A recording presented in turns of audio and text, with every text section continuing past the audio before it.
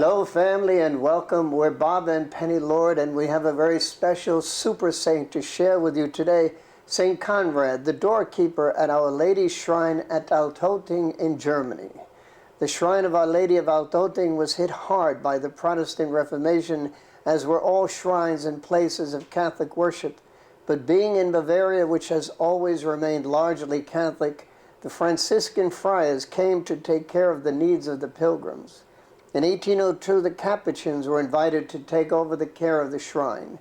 This was definitely the Lord's doing, because one of these Capuchins, Brother Conrad, became the doorkeeper of the shrine.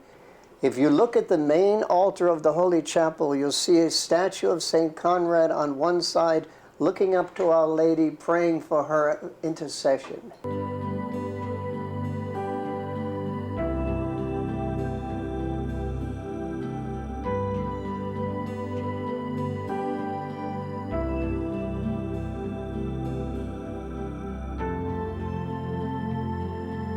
Hello family, we're here in the Church of St. Conrad in Altötting. We came to Altötting because of Our Lady of Altötting, one of the oldest shrines to our Blessed Mother in Europe. And we discovered a saint, a tremendous saint, a Capuchin, Saint Conrad.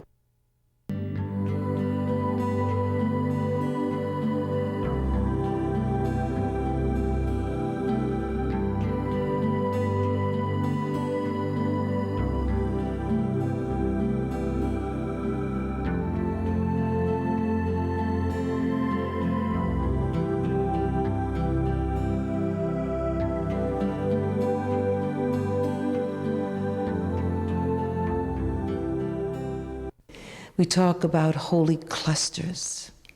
Here you have a true holy cluster. But one of the great things about this little village is the feeling of peace as you walk around. This morning, as Brother Joseph and I were walking through the rainy streets, the cobbled streets, people were stopping and saying, "Good morgen, good morning."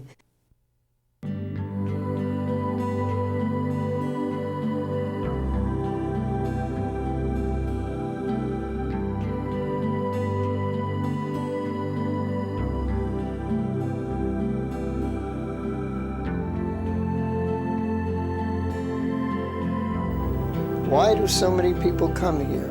They believe in the power of prayer. Miracles have happened here. Miracles continue to happen here. It's hard to describe, but the entire outside of the little chapel, protected by a covered alcove, is just completely filled with ex-votos, paintings of miraculous cures, healings, soldiers kept out of harm's way. They're not only along the entire outside wall, which goes in a circle, but on the overhang of the alcove as well. In looking through our research, we tried to determine how many paintings there were, but could not. It was in the high hundreds and possibly in the thousands.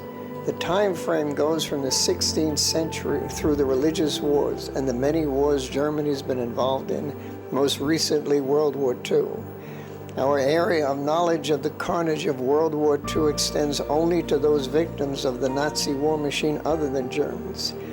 However, when we come to Altötting, we become aware that many German soldiers who died as a result of the madness of Nazi Germany were Catholics who refused to fight, or those who didn't want to fight but had no choice. So naturally, they would turn to their mother, our Mother Mary, and the ex-votos here are a sign of how she answered them. St. Conrad was born on a farm very near here in Bavaria in the year 1818. At the age of 31 in 1849, he gave up all rights to the farm and joined the Capuchin order right here in Altötting. We speak of holy clusters, and as we say, we came here looking for the treasure of Our Lady. And we found our most beautiful Our Lady of Altötting, this is a sister shrine, as you may know, of Our Lady of Czestochowa and Our Lady of Loreto. This is one of the oldest shrines in all of Europe. But we also found a gift, and our custodian of the shrine of Our Lady of Altötting, was trying to encourage us to learn more about Saint Conrad, Brother Conrad. And last time we were here, we had a focus, but God has brought us back with pilgrims to this beautiful holy village, and we now have been studying about Saint Conrad. Saint Conrad, again, we always come back to the Eucharist, to the sacrifice of the Mass. Father was telling us that Saint Conrad, for 41 years, would attend and help to serve the first Mass at the shrine of Our Lady of Altötting. 41 years he served as minister, Eucharistic minister. He was never a priest. Never a priest. But so holy, so holy, a very humble priest, a humble brother. Father was telling, I would like Father to tell us about St. Conrad and his book.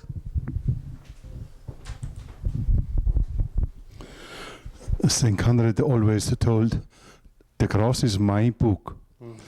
And there is a poem from these days, Mr. Schütz wrote this down. The cross was his book, and St. Conrad understood to read in this book better than a student after graduation in his book. What Father was saying is that this poem most beautifully explains Saint Conrad and his relationship with the cross as his book. And so the poem is, the cross is my book. And the cross was Saint Conrad's book. And Saint Conrad understood the cross as his book better than a graduate understands life through all the books that he studies in high school or university. So the Bible? The book, it was the cross. The cross, yes. Now, the cross, and when we say the cross is his book, as you study and you see more of our programs, you will be hearing the saints that we have been researching most recently, those connected with purgatory, visions of purgatory, those connected with the scapula, the sacramentals of our church. You will hear them saying over and over again, the cross is my book. Brother Conrad was born Johann Berndorfer. He was an exceptionally pious boy from early childhood. He, like St. Dominic Savio, would wait outside the church for it to open. Kneeling, very often praying, he had his very special routine on holy days. He would rise at 4 a.m. and proceed in his best clothes to go to early Mass at one small town, Griesbach, about 20 miles from home. After that, he returned to Weng, near his home, for the solemn High Mass. He ended his day at a nearby town called Birnbach for Vespers. For him, these were the most special days. His life was full. God was good. He was extremely spiritual to the point of annoying some of the townspeople. When he would take little groups on local pilgrimages, they had to be quiet. The only sounds he wanted to hear were the sounds of praying. He was fortunate in that he could spend most of his youth wrapped in the blanket of our heavenly family. In 1849, at the age of 31, he went to the Capuchin community at Altötting. The superior saw something special in the young man and brought him in. He served as assistant doorkeeper and worked in the garden. After less than 2 years, he was ordered to leave Altötting and to take care of an ailing priest in another community. From there, he went to another post. It seemed as if he were going farther and farther from his beloved Altötting, but the call to obedience was his primary duty. It took 3 years before he returned to Altötting, at which time he was given what would become his lifetime vocation as the doorkeeper. Doorkeepers, we're finding as we're reliving the lives of these saints, have been very important. You know, the job of doorkeeper is not supposed to be a very important job, and yet Brother Andre, Blessed Brother Andre was a doorkeeper. Blessed Sister Faustina was a doorkeeper.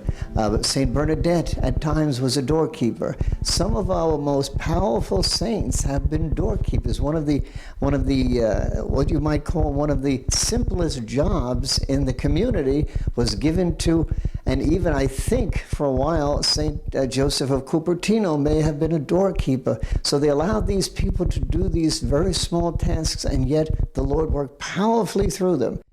Brother Conrad's task was special in the fact that he had to take care of the needs of thousands of pilgrims and visitors who would come to his door every day.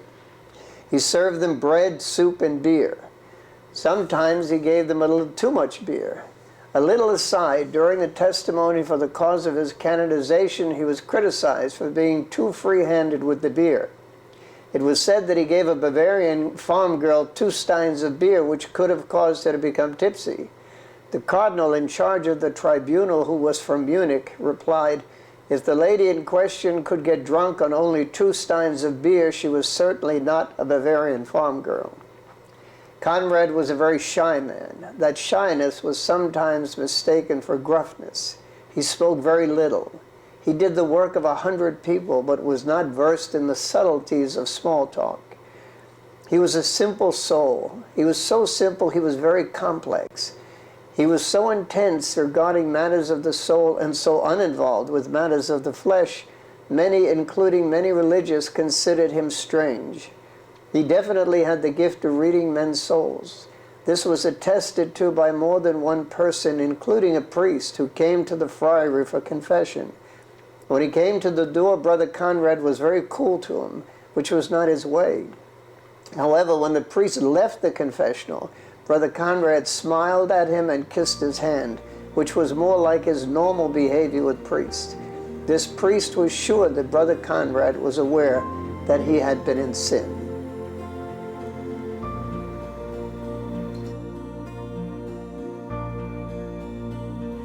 Altötting, like many places in the world, knew great deprivation. There was, they were starving. There was very little food. And so the poor people would come begging to the door, and St. Conrad never let them go empty-handed, especially the children. He got a reputation of always giving someone some bread. How he always had enough bread to pass around. Only our dear Lord and our most blessed Mother know. People came here and they prayed as he did before the miraculous image of our Blessed Mother, and miracles came about and are coming about till today.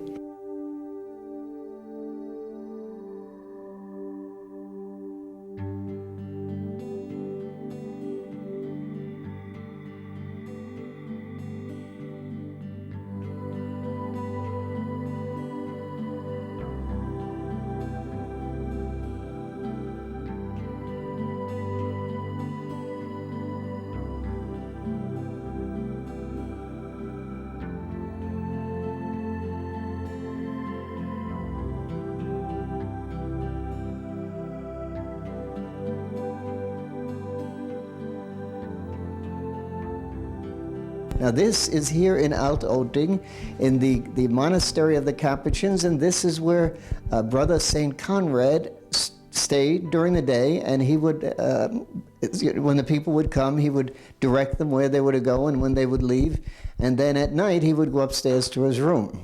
The poor people would come to the door, and especially children, and they would ask for bread. So very often when you see the statue or any painting of St. Conrad, you will see him handing bread to the poor children. Even the stained glass windows inside show him handing bread to the children. He loved the children very much, and he was a very special part of this community for the period of time that he was here. Considering the fact that he was the doorkeeper for one of the busiest shrines of Europe, he was constantly fielding questions from people of all backgrounds. Nice, not so nice, downright rude, and yet all the time he tried to maintain a loving personality. He was constantly in prayer. He prayed while he worked and slept very little. He spoke very little. He epitomized the Franciscan philosophy, preach the gospel, and if you must, use words. More than 100,000 pilgrims came to Altötting during the time of Conrad being the doorkeeper. This was such a magnificent opportunity for him to evangelize in his own simple way. He gave all that he could, all that he was. His gift was serving them and praying for them. He could always be found carrying pitchers of beer or pots of soup or bread, lots of bread. He gave so much, so often, so readily. It was reminiscent of the multiplication of the loaves and fishes. No one ever did without when Conrad was the doorkeeper. In addition to feeding their physical needs of the pilgrims, he also handled spiritual needs as well. He had to organize the masses to be said, the mass intentions, the gifts given to the shrine, availability of confessions, blessing for the gifts, and just about everything else for which he was responsible. He did it all with joy. He never wanted to sleep, but his superiors knew he had to be available in tip-top shape during the day, so they pleaded with him to try to get a good night's sleep, which was when he wanted to pray. So in obedience, he slept as much as he felt he had to at night, and during the day, his lips could be seen moving constantly as he prayed the rosary. He spoke very little, but the depth of his spirituality could be found in his writings. He once wrote to a contemporary, "I'm always happy and content in God. I accept all things, pleasant or unpleasant, gratefully from our dear Heavenly Father. He knows what is best for us, and so I am always happy in God. I try to love Him very much. There is only one thing that grieves me, and that is that I love Him so little. If I could become a seraph of love, I would call on all creatures to help me love my God.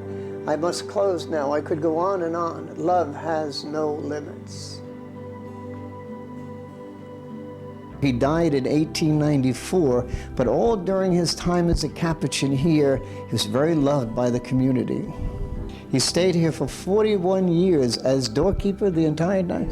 So he was doorkeeper 1 year longer than Blessed Brother Andre of Montreal. He was 41 years a doorkeeper. Saint Conrad was never ordained a priest. Blessed Brother Andre was never ordained a priest. Saint Francis of Assisi was never ordained a priest.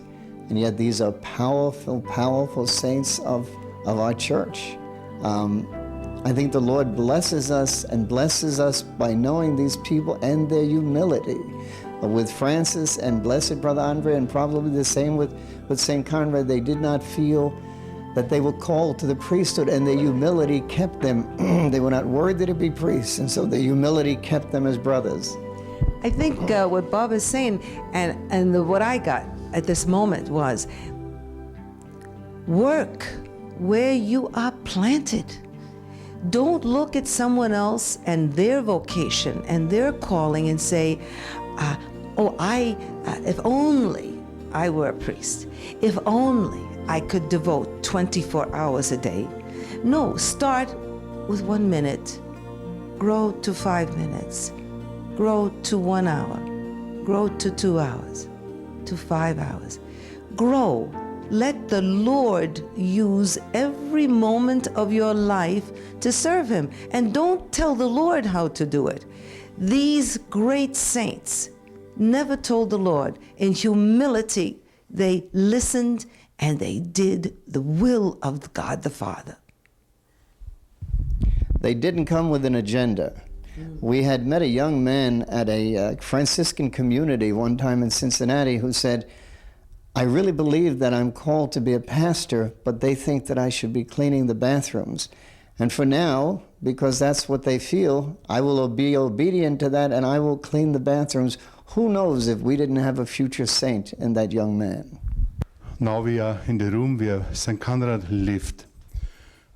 The bed was right in this corner where now is the altar. And it was a real simple room. But now it's a small chapel, and we can celebrate Mass in this room, and a lot of priests are coming here as pilgrims and like to say Mass right on this place where Conrad lived and died, right in this corner. He died here too. Mm-hmm. Outside. When did he die? He died 1894. 1894, yeah. It was on the 21st of April. We celebrated 2 years ago 100 anniversary from his dying, and 60 years ago he was canonized. 60 years ago it was 34.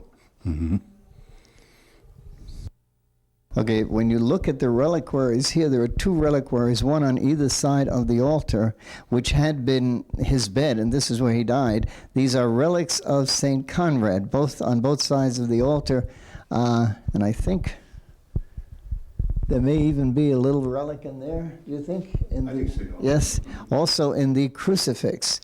So this is a very special tribute. Pilgrims come here, especially on his feast day. Is it May 20th, the feast of St. Conrad?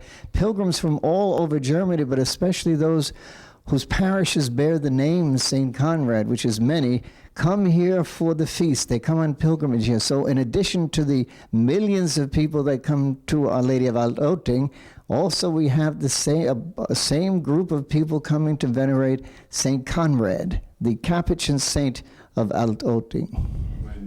When 80, when Pope John Paul II was here, he stayed in this monastery, and he was here too.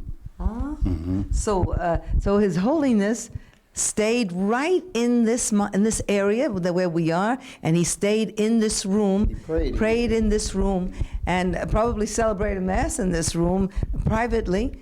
Very special. Brother Joseph, when you look at that painting that's on the wall, this is the way he looked. And what, as Father said, the first photo, one of the first photos photographed in Germany, one of the first photos done was of their beloved Saint Conrad. In death. In death. Well, is this him in death? When he Father? died. Yeah.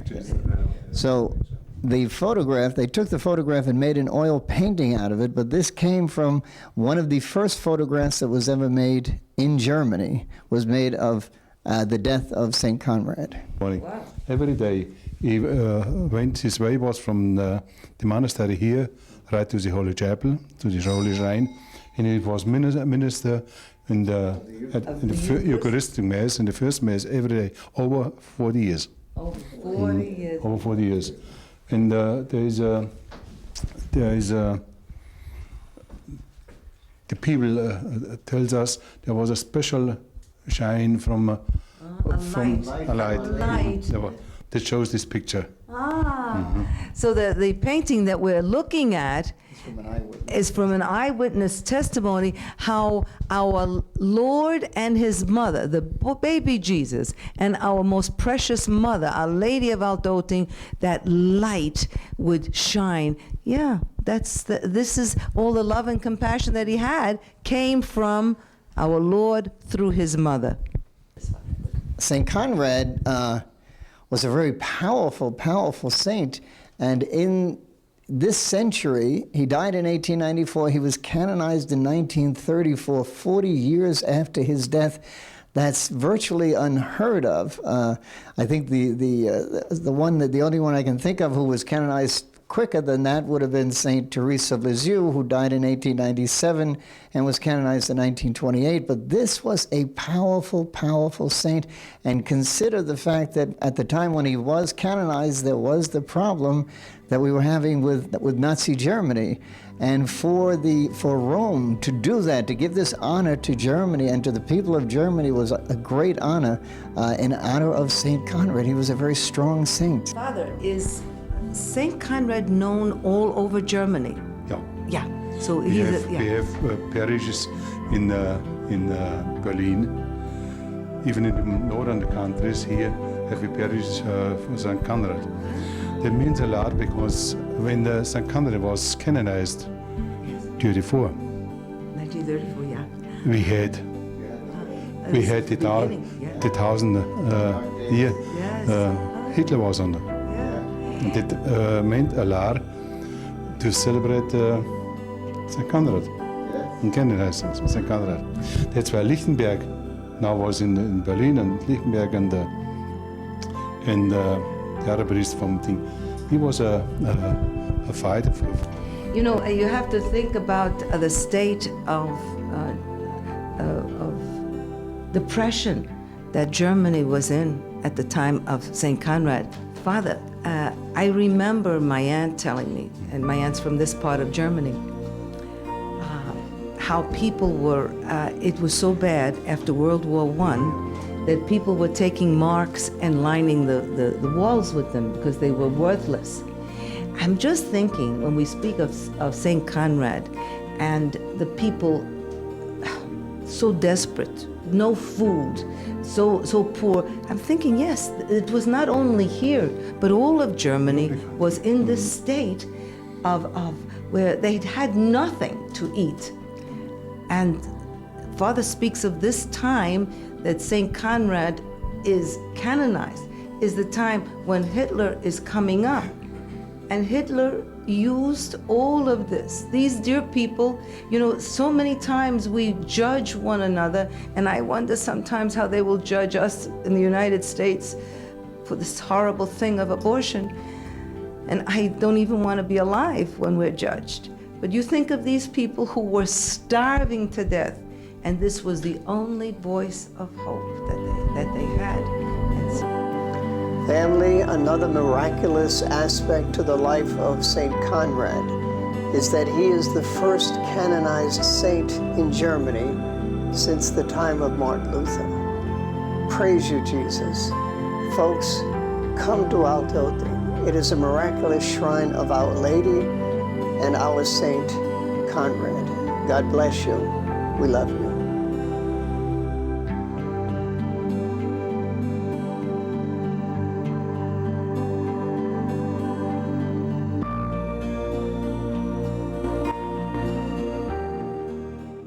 Write us at the address on our screen or call us in the United States at 1-800-633-2484. We love you.